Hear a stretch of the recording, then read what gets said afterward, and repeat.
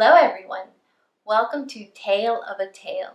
I'm Miss Amanda and I work at the Cabarrus Library and I'm super excited for today's program.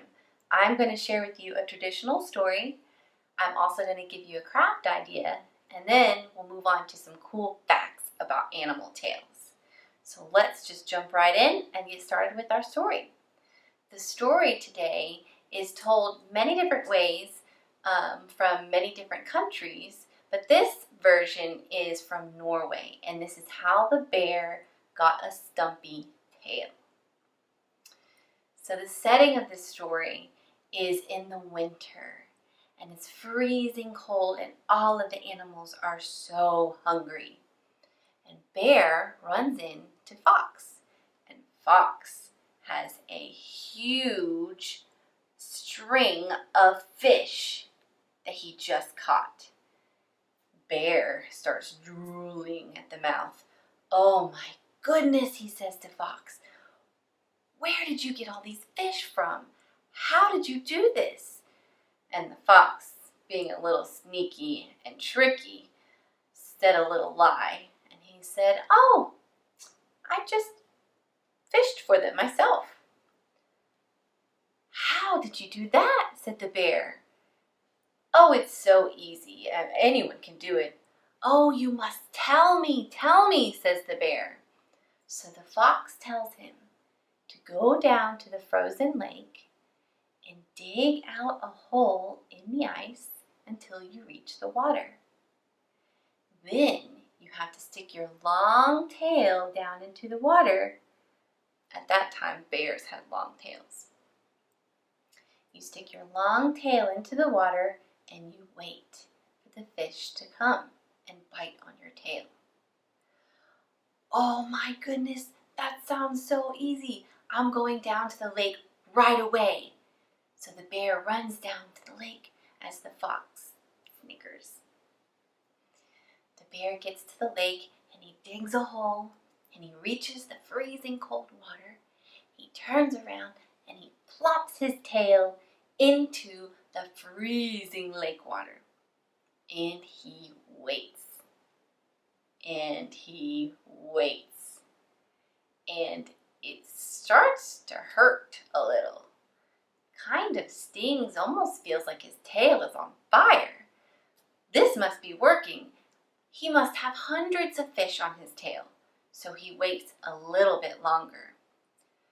Before you know it, his tail goes numb. He decides it's probably time to yank his tail up out of the water and catch all of these glorious fish.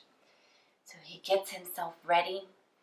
1, 2, 3, pull! And he pulls and he tugs and he rips his tail out of the water and it snaps right off. And that is why the bear now has a stumpy tail. The end. So maybe you can learn that story and share it with someone else that you know.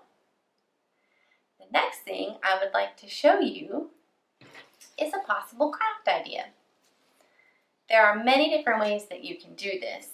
I chose to use something I had in my office, which is a little clamp here and some ribbon, and I just strung it right through this metal loop here and tied it up here at the top.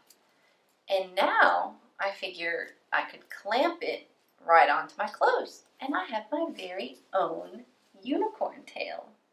What kind of tail can you make? Ask for permission from your grown-up person, but maybe you can find some ribbon, you can use crepe paper, maybe someone has some old fabric they're not using and you can ask if you could use that to make a tail. There's all different ways that you can do this, so have fun with it. Okay, are you ready for some cool facts? The first cool fact I want to share with you is, did you know that giraffes have the longest tail of any land animal? Their tails can grow up to 8 feet long. That's almost twice as tall as me or you. It's a pretty long tail. The second cool fact that I want to share with you is the basilisk lizard. The basilisk lizard can actually run or walk on water. And without its tail, it wouldn't be able to do this. Its long tail helps it balance and also maneuver its way across the water. Pretty cool, right? The third interesting fact that I would like to share with you is also about lizards and salamanders. Did you know that as a way to defend themselves from an attack, they can drop or lose their tails? Just leave it right where they left. And this is a way for them to escape, but also leaves a little snack for the animal that was trying to catch them. I thought that was pretty cool. And they also can grow their tails back, which is awesome.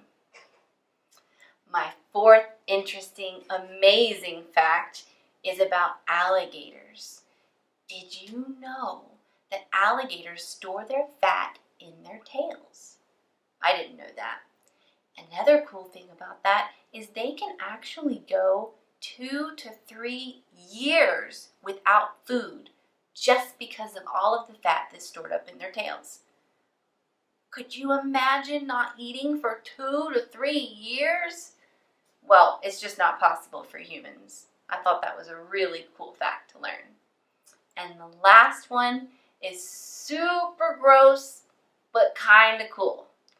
Hippos are some pretty amazing creatures, but they have a pretty gross habit as well. They use their tails to sling their poop around. Yep, it's true. And they can sling that poop pretty far, up to 10 meters away. Why, you might be asking? Why would you want to sling your poop around? Well, for hippos, it's a way for them to mark their territory. Kind of like how dogs mark their territory. They're trying to tell all the other animals and hippos, this is my spot, so you better know I'm the king of this territory. Well, that is all of the amazing cool facts that I have for you now about tails. I also want to give you a few book suggestions.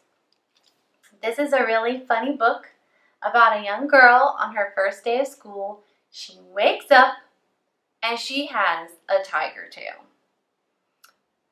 What is she going to do? Is she going to go to school?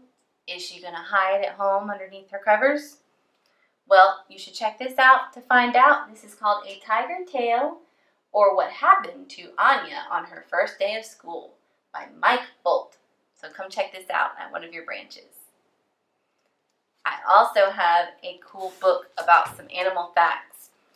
What do you do with a tail like this? I wonder what kind of tail that is. It looks kind of like a lizard tail. This is by Steve Jenkins and Robin Page. And I really like this book because it does talk about what this tail is used for, but it also talks about other body parts of animals and what they use them for. So I think you'll find this interesting. So come check it out. That is all of the time I have for you today. I hope that you have a wonderful summer. Please come visit us at the library if you can, and have a marvelous day. Bye.